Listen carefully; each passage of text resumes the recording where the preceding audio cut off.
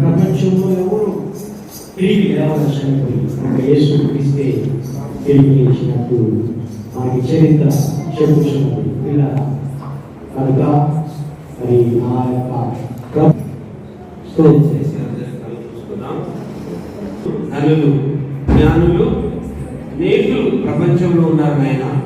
వారికి లేని రక్షణ ప్రభువా మహిమలో ఉండి పూర్వకపు తండ్రి నాయన మీరు శరీరాన్ని ధరించుకొని పాపలమైన మమ్మలను, ఎన్నిక లేనటువంటి మమ్మలను, ధృవీకరించినటువంటి మమ్మలను అయ్యా మీ చేత మీ వాక్యం చేత మమ్మల్ని పిలవడం కోరి నీ రక్తమును వీయడానికి నిన్ను వృత్తులుగా చేసుకొని భూమి మీదకి అయినా మీరు తగ్గించుకొని ప్రభు మీ మాటను అయ్యా ప్రజలకు అర్థమయ్యేదిగా అయ్యా మీరు బోధించిన విధానం కొరకు వందనాలయ్యా.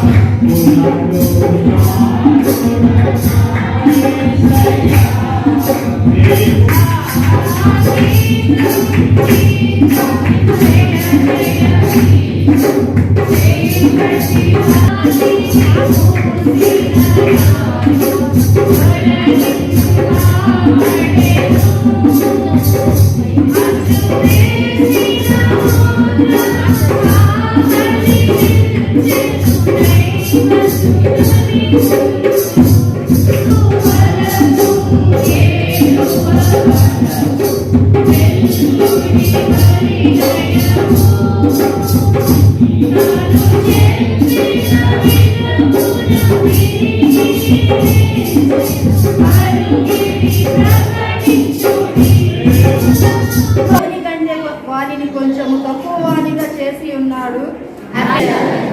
యేసు ప్రభు గారు తిరిగి లేచినటువంటి దినం. ఆమేన్.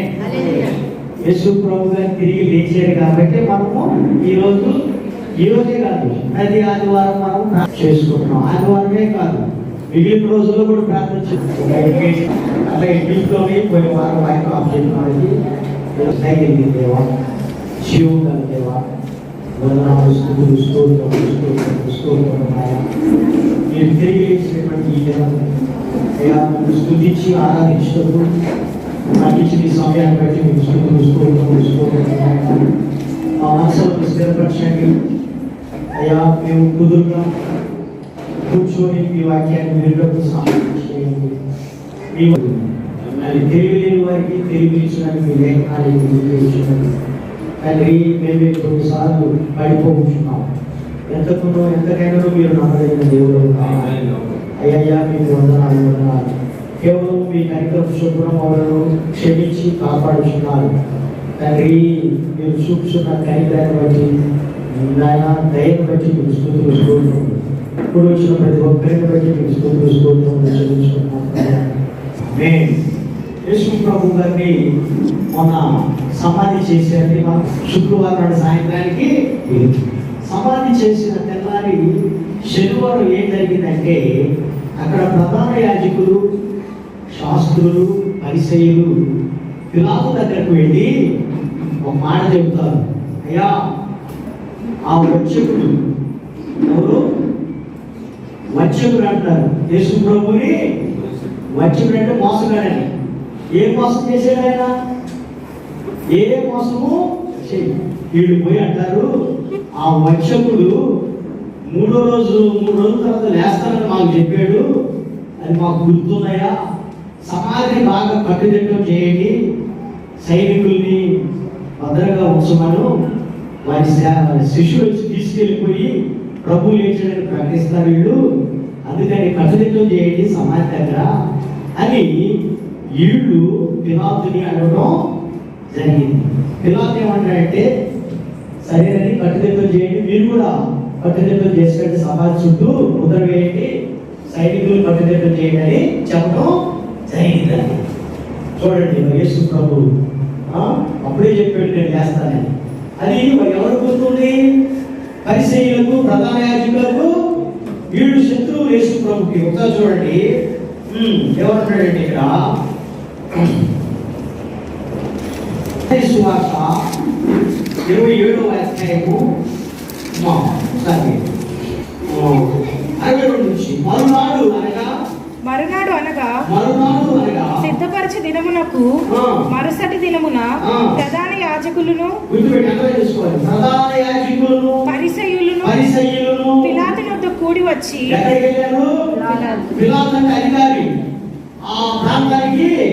అధికారి ఆయన ఎదుగు వచ్చి, అయ్యా ఆ వంచకుడు సజీవుడై ఉండినప్పుడు 3 దినములైన తరువాత నేను లేచేదనని చెప్పినది మాకు జ్ఞాపకం ఉన్నది. కాబట్టి 3వ దినము వరకు సమాధిని భద్రము చేయనాజ్ఞాపించుము. వాని శిష్యులు వచ్చి వానిని ఎత్తుకొని పోయి చెప్పుదురేమో. అప్పుడు మొదటి వంచన కంటే కడపటి వంచన మరి చెడ్డదని చెప్పి అందుకు పిలాతు, కావలి వారు ఉన్నారు కదా, మీరు వెళ్ళి మీ చేతనైనంత మట్టుకు సమాధిని భద్రం చేయడం చెప్పాను. వారు వెళ్ళి కావలి వారిని కూడా రాతికి ముద్ర వేసి సమాధిని భద్రం చేసి, మరియు మనుష్య కుమారుడు అనేక హింసలు పొంది పెద్దల చేత, ప్రధాన యాజకుల చేత, శాస్త్రుల చేత ఉపేక్షింపబడి చంపబడి 3 దినములైన తరువాత లేచుట అగత్యమని ఆయన వారికి బోధింపనారంభించెను. మనిషి కుమారుడు మనుషుల చేతికి అప్పగింపబడుచున్నాడు, వారు ఆయనను చంపెదరు. హల్లెలూయా. చంపబడిన 3 దినములకు ఆయన లేచునని వారితో చెప్పాను. ఆయన మీద ఉమ్మి వేసి కొరడాలతో ఆయనను కొట్టి చంపెదరు. 3 దినములైన తర్వాత ఆయన తిరిగి లేచునని. 3 చోట్ల యేసు ప్రభు తిరిగి లేచునని చెప్పడం జరిగిందని ప్రభుత్వం చేయించున్నారు. ఏం చేశారంట? ఆయన అభ్యాసించి, యేసు ప్రభుని అభ్యాసించారా లేదా? లూకాసు సువార్త 24వ అధ్యాయం 2 నుంచి చదువుకుందాం.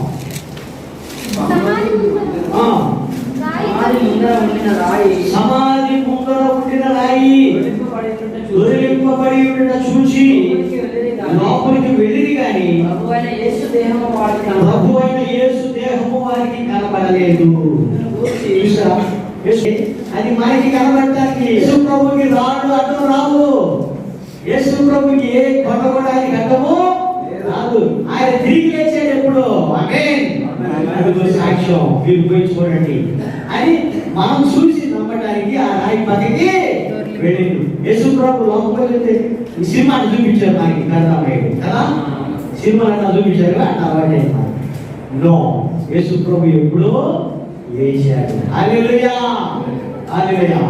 లోపలికి చూస్తే అక్కడ ఎవరు లేరు, మరి ఎదురుగా సెల్లారు చూశారు, డెడ్ బాడీ లేదు, ఏమి వారికేమీ తోచబడి ఉండగా ప్రకాశమానమైన వస్త్రములు ధరించి ఇద్దరు మనుషులు వారి ఎదురు నిలువబడి ఇద్దరు దూతలు వచ్చారు.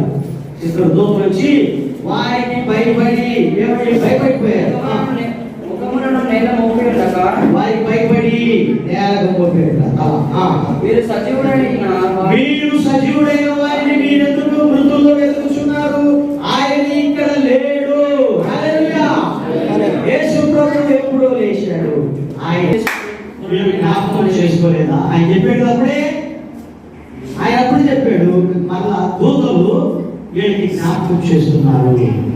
ఏమి జ్ఞాపకం చేస్తున్నారు? అప్పుడు వారు ఆయన మాటలు జ్ఞాపకం చేసుకుని తిరిగి వెళ్ళి ఈ సంగతులన్నీ 11 శిష్యులకు తగ్గిన వారందరికీ తెలియజేసి. హల్లెలూయా. సాతాను ఓడించిన దేవుడు. ఆమేన్.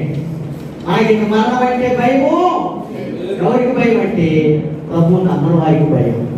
ప్రభు వారిని మరణించినను ప్రభు వారు. హల్లెలూయా. అందుకని మరణం అంటే మనకి భయము లేదు. ఎంతో మంది మరి కుళ్ళిపోయారయ్యో. ఎవరు? దావీదు ముందుగానే తెలుసుకొని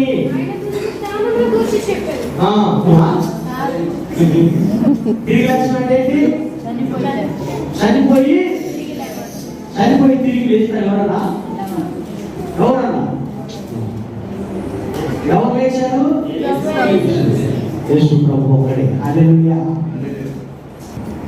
చూడండి, ఇక్కడ పేతురు గారు చెబుతున్నాడు. దావీదు గారు ప్రవచించిన ప్రవచనాన్ని ఇక్కడ పేతురు జ్ఞాపకం చేస్తున్నాడు. ఏమని జ్ఞాపకం చేస్తున్నాడంటే క్రీస్తు పాతాళంలో విడువబడలేదనియు, ఆయన శరీరము కుళ్ళిపోలేదనియు దావీదు ముందుగా తెలుసుకొని ఆయన పునరుద్ధానమును గురించి అందుకని ఈనాడు సువార్త ప్రకటిస్తున్నాం. అందుకని ఈనాడు తండ్రి అని మనము వ్యక్తిగతంగా ప్రార్థన చేసుకుంటున్నామని జ్ఞాపకం చేసుకుంటాం.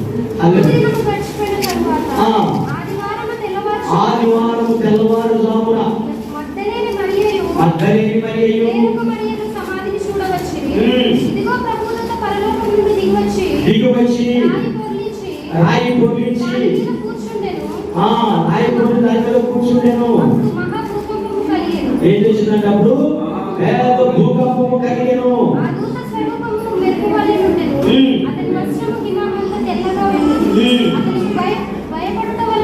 అతనికి భయపడటం వల్ల కావలి వారు వణికి సచిన వారి వలె నుండి మీరు భయపడకుడి, సిలువ వేయబడిన యేసుని మీరు వెతుకుతున్నారని నాకు తెలియను, ఆయన ఇక్కడ లేడు. హల్లెలూయా. తాను చెప్పినట్టే ఆయన లేచి ఉన్నాడు.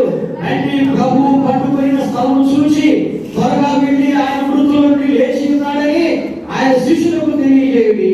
ఇదిగో ఆయన గలిలయలోనికి మీకు ముందుగా వెళ్ళుచున్నాడు, అక్కడ మీరు ఆయనను చూదురు.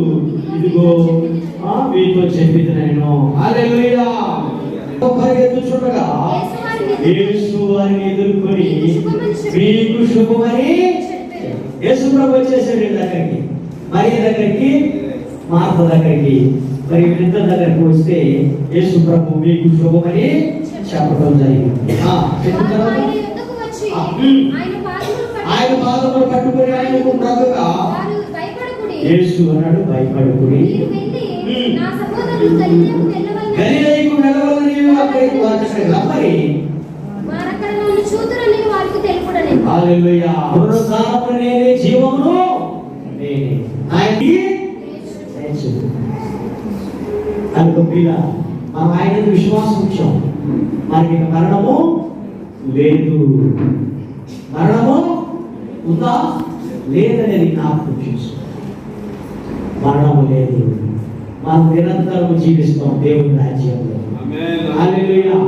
నిరంతరం మనం దేవుని రాజ్యంలో జీవిస్తామని జ్ఞాపకం చేసుకోవాలి. మొదటి చెల్లిస్తున్నారు అలాగే క్రీస్తు అందరూ బ్రతికింపబడతారు. హల్లెలూయా. కాగా ఎవడైనా క్రీస్తునందున్న ఎడల వాడు నూతన సృష్టి, పాతవి గతించెను, హల్లెలూయా. ఇదిగో క్రొత్తవాడు. ఇదిగో క్రొత్తవాడు. అందుకే న్యూ లైఫ్ అని పెట్టేమో. Hallelujah. Have a new family. Yesu ప్రభువు నమ్ముకుంటే మనం ఏమి కలిగి ఉంటాం? కొత్త కుటుంబాన్ని, కొత్త సంఘంతో మనం అందరం పరిచయము కలిగి.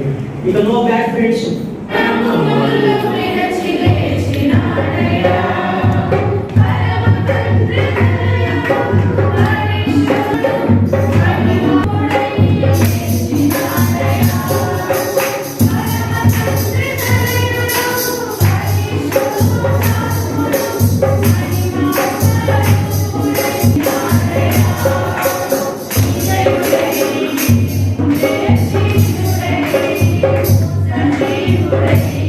బాలు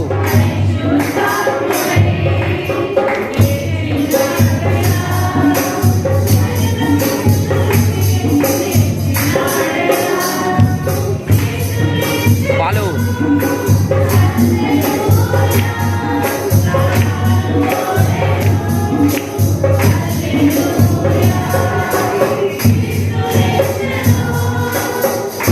జరగడం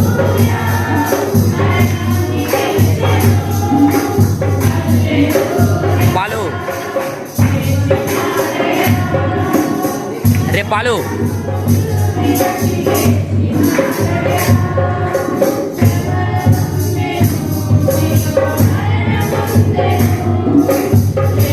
బాలుగా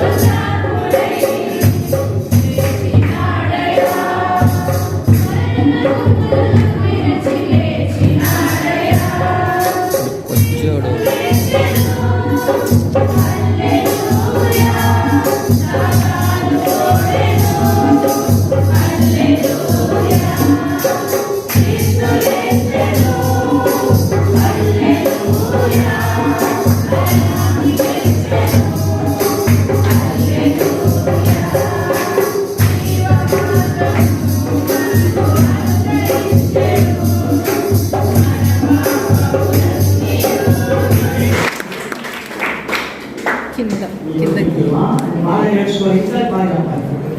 ఇంకా బాగా నెక్స్ట్ కోకిల ఇంకా బాగా నేర్చుకోవాలి. ఇంకా బాగా నేర్చుకోవాలా?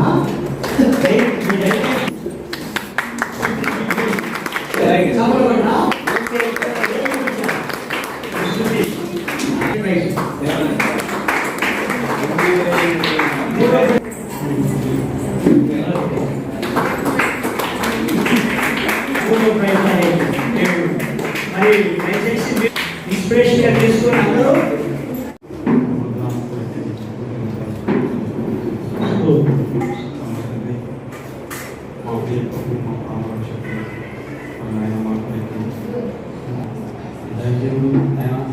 సంఘాన్ని నడిపిస్తుండగా సంఘమే కాక ఆయన అనేక ప్రాంతాలకు వెళ్ళి అనేక ఆయన పక్షాన్ని నుంచి విస్తరింపచేసి అనేకులకు నీ మాదిరిగా నిలబడి సహాయం చేయండి. మా సంఘాన్ని దీవించండి, ఆశీర్వదించి మా సంఘంలో ప్రతి కుటుంబంలో ఆత్మీయంగా బలపరచండి. ఆయన అనేక సత్యాలు తెలుసుకుని అనేక రీతిలో తీసుకొచ్చి ఆరాధించండి. ఈ గణపరుచుకుంటూ మమ్మల్ని సిద్ధపరచమని ప్రార్థిస్తున్నాం.